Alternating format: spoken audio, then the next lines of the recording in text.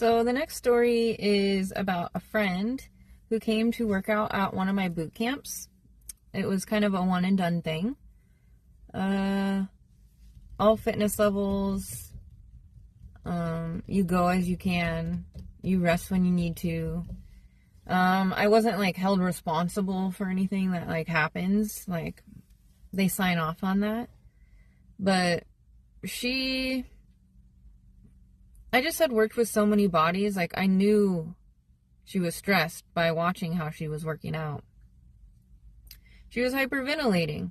And it wasn't like an exhaustion, I'm tired, I'm going to slow down and stop. It was like her brain was just so used to being in negative thought that it was stressing her out while she worked out. And she's a woman, right? So I remember she was doing like this walking plank type movement up the hill. And I mean, I had like older men there and like, you know, they're all there to have fun and move their bodies. But if she's, you know, this Hispanic girl, she's really competitive. She's the kind of girl that's like trying all the supplements and like she just wants the results so bad. But her body was so stressed out that it would never respawn. And I told her this many times. But of course most people don't listen. So she was on the verge of a panic attack is what it looked like in the workout. And so I just came up and I touched her shoulder and her back kind of at the same time, like her upper. So I touched her back and she instantly like calmed down. Like, the power of touch, it's pretty powerful. I was going to say challenging. It's pretty powerful. Especially when somebody's like stressed out, but you don't really need to touch anybody now to send feelings, now do we? Anyway, so I touched her shoulder and she instantly calmed down and it kind of like regulated her, but I could tell before I addressed it, like she was hypervigilant. She was a wreck, like mentally. It was like, cause she was looking at the ground, and I know certain like situations that you put the bodies in will cause like stressful thoughts to moments. And so when you're looking at like just the ground, right? And you're not looking at the people around you or what your environment around you. So I just let her know my observation, you know, of her workout. I was like concerned and I was like, how are you doing? Like your body seemed a little stressed out during the workout. And she was like, oh no, I'm fine. And she's like this Hispanic girl. She's, she always had a boyfriend, but she was kind of like a partier. And I mean, you could say I was a partier too with a boyfriend all the time. It doesn't mean anything, but she was kind of a drinker, regular drinker, and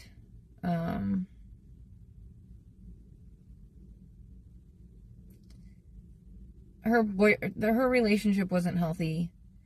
So anyways, like 2 weeks later, she had a panic attack and was in the hospital, and she posted about it on Facebook. So she was meant to go to the boot camp, and she was meant to be trained by me because her body was not operating properly. So, and it has to do with her thinking, you know, she was kind of insecure, but she wanted to be in. Like, she was in, but when it came to her body, she couldn't get it to do what she wanted it to do because she was so stressed about it. Just like hyper fixated on the body, so it doesn't respond properly. It gets stressed out. So, yeah, she ended up in the hospital. So, I think I'm going to talk about the bodies and like the workout and like structure for that later, but there's either bodies that are working out off or like overstimulated, like on overdrive. The bodies are always talking to us. It's just, do you know how to listen? Are you even trying to listen to your body for feedback? In and out of the workouts. Like, this is not happening out there. Even with you guys watching. This is why I'm saying everything I'm saying. For you watching. Which would be everybody if they were watching. Nobody's working out.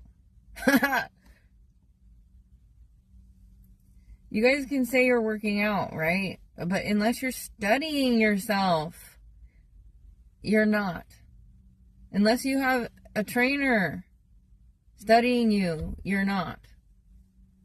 So it's not safe. I'm just letting you all know it's not safe. And I'm going to go over like cues and things, more details for you guys. That's exciting for me. It was about a tidal wave that came through where I used to live. My old apartment was located in this huge valley that kind of comes down, and it's like trails and greenery and forest down in the bottom, and then as you go up the hill, like homes and apartments are up here on the like the rim and the edge, like looking down into the valley. And so basically one night when I went to sleep, in the middle of the night, I had a dream about the middle of the night. And I woke up to sounds of like water and like screaming, and I woke up and I looked out my patio door, and I basically saw the water like creeping up slowly in height, but like coming in fast, like where you can see the water coming in, you know? So basically I had no option, because the water was rising quickly, to just like jump out, and I basically climbed up to the top of the building, which looked down to the ocean basically. And I saw some people on buildings like around me, like very few. There was like one or two, but all the other people were in the water. There was a few like screaming, and then there was like just tons of them just floating dead. And so basically in the dream, you know, I was scared, of course, but I jumped in and I started swimming around, like trying to find people to save. And so in the dream, that's what I did. I was saving everybody. But what I noticed before I started saving people, I was kind of like searching for people in the water.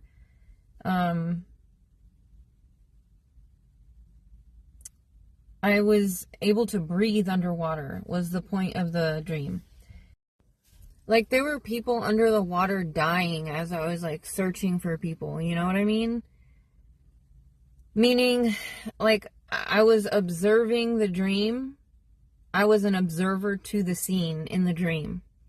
So I saw myself swimming, and there were different perspectives, too. Sometimes I was in my body, and it was a viewpoint of what I was seeing. And then sometimes it was, like, me viewing from above. It was very strange. Really cool. So basically I was able to just stay under the water and breathe perfectly fine. And everyone else was either drowning or at the top screaming or already dead, you know? So, and then I woke up like abruptly, and I wasn't scared. It felt very realistic, but I wasn't scared. I know there's dream interpretation books. My sister gave me one, and you can look up your dreams and what they mean. But me personally, I feel like it's important to interpret your own dreams.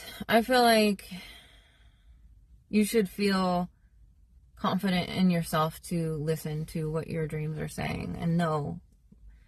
To me, they're messages from your higher self. From you. Or God. You could say God. Whoever you want to say. I think it's a combination of both. I think it's both. So,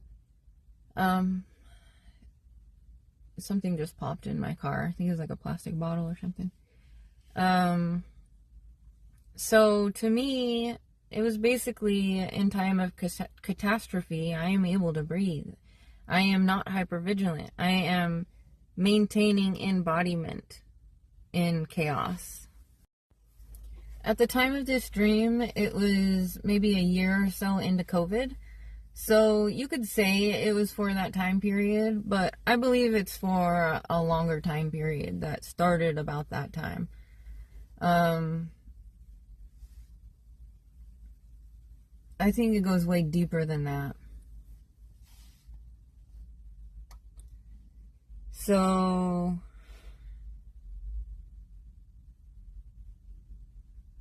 I think the hypervigilance, like being able to breathe during chaos, that symbolized for a deeper meaning like something from that I foresee happening, that I'm gonna make a video about, that I already made a video about, that got deleted for some reason. So yeah, I mean, I woke up fine. I wasn't scared. I was relieved. It was a feeling of relief. The dream was a dream of relief for me. It was during COVID, but I know that it wasn't just about COVID. Like, that's just when it started. The time period during this chaotic time period where I'm going to be able to stabilize and most aren't, is now leading up until 20 to 30 years from now. And I made a video about something that I want to talk about, and it got deleted for whatever reason. So I'm gonna remake it, and that should be coming up next. And yeah, so we'll see.